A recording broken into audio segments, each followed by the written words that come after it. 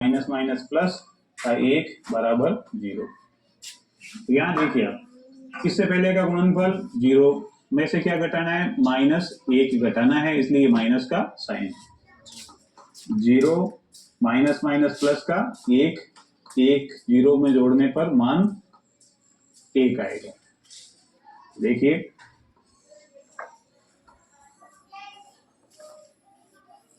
ठीक है।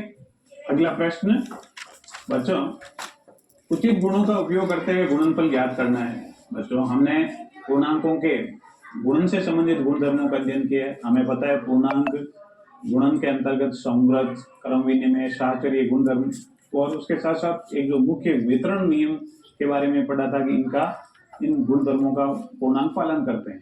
तो आइए हम इस प्रश्न को हल करें। सबसे पहले अब देखिए, हमने ये पढ़ा ना, a into B, a into C, ये तो पढ़ा ना। तो ये दोनों जगह कॉमन, a गुणा बी प्लस सी, यानी पूर्णांकों के योग पर गुणन का वितरण संबंधी नियम।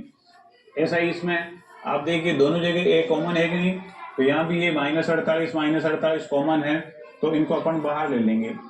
-48, तो यहाँ बच गया 26, ये भी बाहर आ गए, ये बाहर आ गए, बीच में है साइन आपका प्लस का, यहाँ बचे माइनस के 36, बड़े कोष्टक में ले लीजिए इसे। 48 माइनस के 26 प्लस माइनस -36, इसके बाद में -48, इन दोनों का डिफरेंस माइनस के 10, रिजल्ट क्या आएगा, माइनस माइनस प्लस 480। ठीक है बच्चों, अगला प्रश्न देखिए, और इसमें कौन से नियम का उपयोग हुआ है, इसमें पूर्णांकों के योग पर गुणन के वितरण नियम का उपयोग हुआ है। अगला प्रश्न बच्चों, मैं पूर्णांकों को क्रम बदल के गुणा करता हूं तो भी उनके मान में कोई फर्क नहीं पड़ता, अंतर नहीं आता, गुणनफल वो समान आता है। इसका मतलब क्या हुआ, हम कहते हैं कि पूर्णांक गुणन के अंतर्गत क्रम विनिमय है।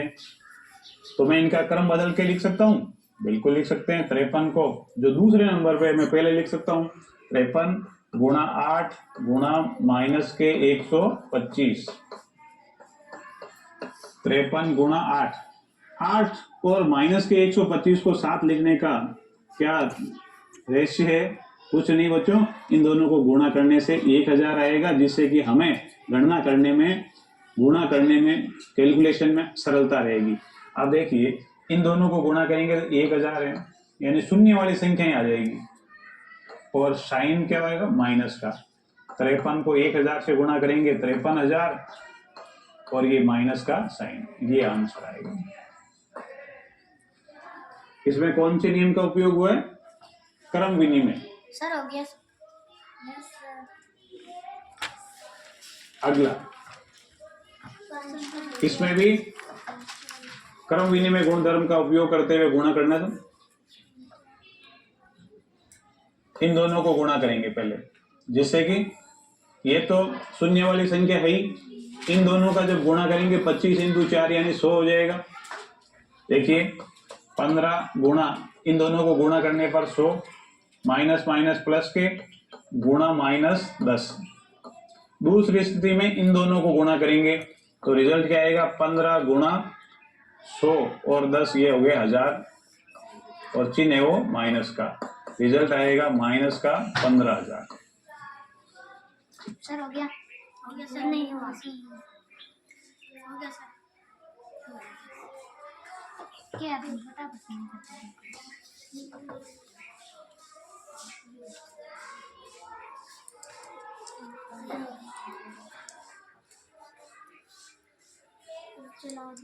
ठीक है। अगला, इसमें कौन से नियम का, इसमें भी क्रम विनिमय गुणधर्म का नियम का उपयोग हुआ है।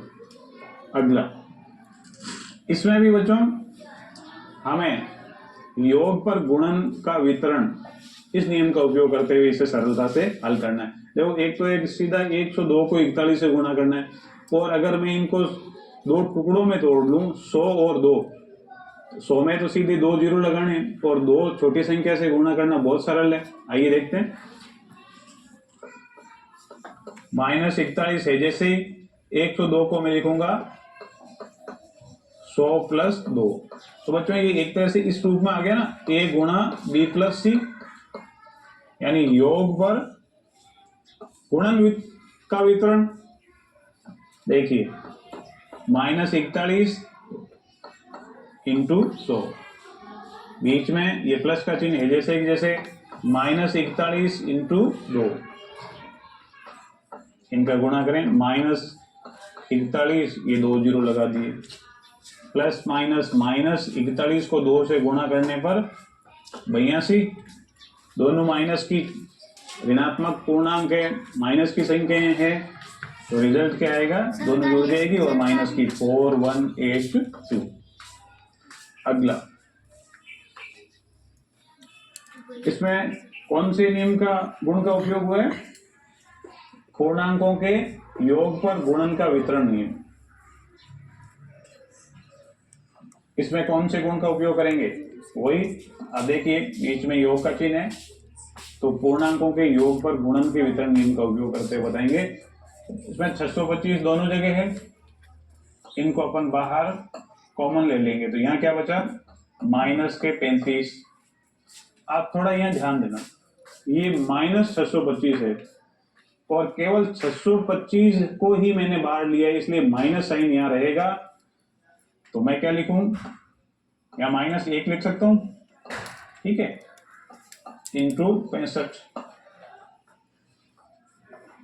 और ये बड़ा कोष्टक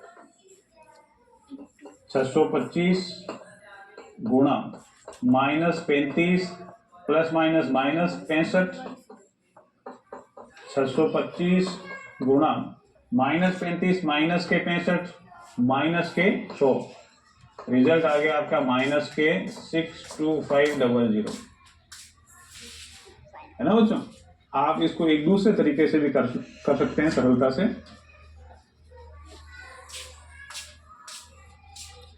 देखिए 625 माइनस के 35, मैं चिन्ह है वो यहां बदल दूंगा, ये प्लस माइनस माइनस 625 गुणा 65। अब क्या होगा, ये दोनों पूर्णांकों का गुणा है, बीच में कौन सा है, व्योकलन का चिन्ह है, तो अपन कौन से गुण का उपयोग करेंगे कि पूर्णांकों के व्योकलन पर गुणन का वितरण नियम। अब देखिए, अब 625 बाहर कॉमन लेने पर, तो यहाँ क्या बच गया आपका, -35, ये बार है जैसे आगे माइनस का बीच में साइन, -65, 625 गुणा, ये हो गए आपके -100, रिजल्ट -62500। गुण कौन सा, पूर्णांकों के व्यवकलन। अब देखिए ये पूर्णांक है, इनका ये व्यवकलन पर गुणन का वितरण नियम का उपयोग करते हुए इसे हल किया है अपन ने। अगला प्रश्न देखिए, यहां पर भी पूर्णांकों के व्यवकलन पर गुणन का वितरण नियम अपन ने यही तो पढ़ा था, a गुणा b माइनस सी। तो अब क्या करेंगे, a गुणा b माइनस a गुणा सी, किस रूप में हल करें, तो 7 गुणा 50, बीच में ये माइनस का साइन, 7 गुणा 2, 350 माइनस के 7 दूनी 14, रिजल्ट क्या आएगा, 336। अगला प्रश्न, किसी हिमीकरण यानी ठंडे करने की प्रक्रिया में कमरे के तापमान को 40 डिग्री से प्रति घंटे 5 डिग्री सेल्सियस कम करते हुए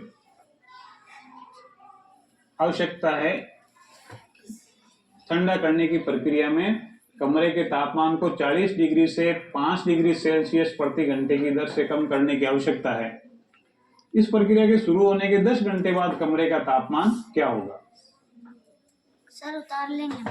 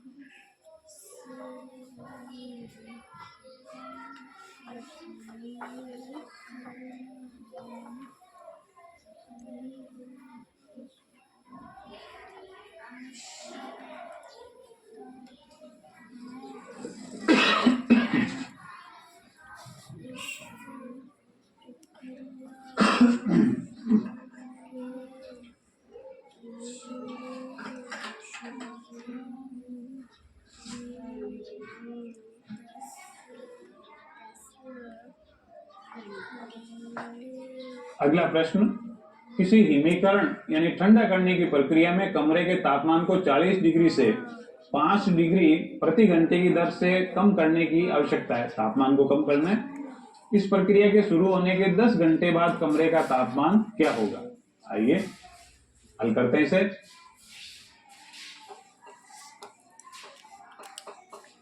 कमरे का प्रारंभिक तापमान कितना है बच्चों?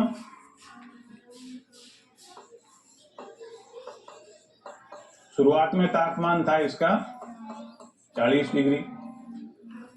अब अगर कहते हैं कि -10 डिग्री तापमान कम हो गया तो अपन क्या करते हैं, इन दोनों को जोड़ देते हैं कि 40 और -10 को जोड़ दिया तो सब रिजल्ट है वो, यानी 30 डिग्री टेम्परेचर हो गया।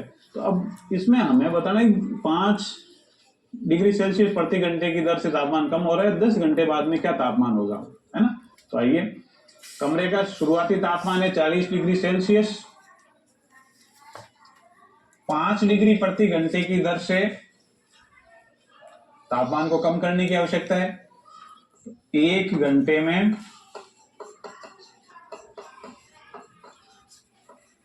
तापमान कम होता है -5 डिग्री। तो 10 घंटे में कितना होगा? एक का बता के ज्यादा का पूछा तो गुणा होगा।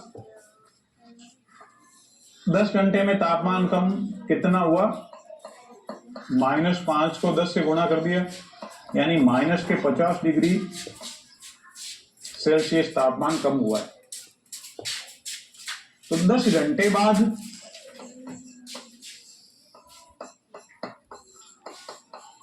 कमरे का तापमान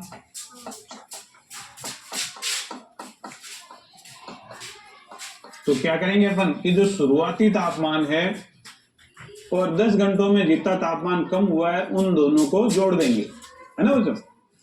देखिए 40 प्लस माइनस के 50, सरल करने पर 40 प्लस माइनस -50 बराबर -10 डिग्री सेल्सियस। 10 घंटे बाद कमरे का जो तापमान है -10 डिग्री सेल्सियस रहेगा। बच्चों, आज के वीडियो में इतना ही। घर पर अभ्यास करते रहिए। धन्यवाद।